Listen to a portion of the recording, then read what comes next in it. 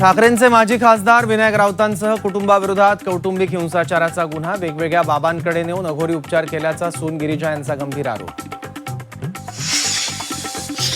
विनायक राऊतांनी सून गिरिजाचे सर्व आरोप फेटाळले। पैशांसह घर, कारची मागणी मान्य न केल्यानं आरोप केल्याचा दावा, तर 2022 मधील प्रकाराची तक्रार 2026 मध्ये का, विनायक राऊतांचा सवाल।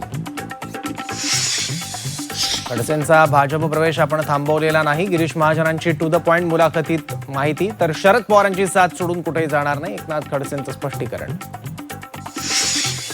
नरेंद्र दराडे जिंकावेत ही लोकांची इच्छा नव्हती, दराडेंच्या पराभवावर टू द पॉइंट भाष्य, तर अगोदर सांगितलं तर उमेदवार बदलला असता, किशोर दराडेंचं महाजनांना उत्तर।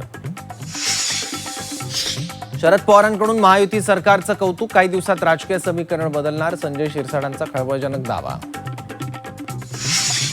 मराठा आरक्षणाच्या आंदोलनामुळे देशभर प्रसिद्ध झालेल्या अंतरवाली सराटीत आता दारूच्या सुळसुळाटाविरोधात महिलांचा एल्गार, जिल्हाधिकाऱ्यांसमोर आक्रोश, अवैध दारूवर कडक कारवाईची मागणी।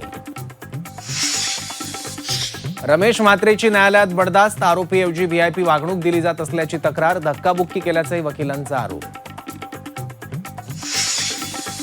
SC/ST लाभार्थ्यांच्या ट्रॅक्टर योजनेत मोठ्या घोटाळ्याचा संशय, नांदेड जालन्यातील 25 अनुदानित ट्रॅक्टर थेट सांगलीत, भाडे कराराच्या नावाखाली गैरव्यवहाराचा आरोप, यासाठी चौकशीची मागणी।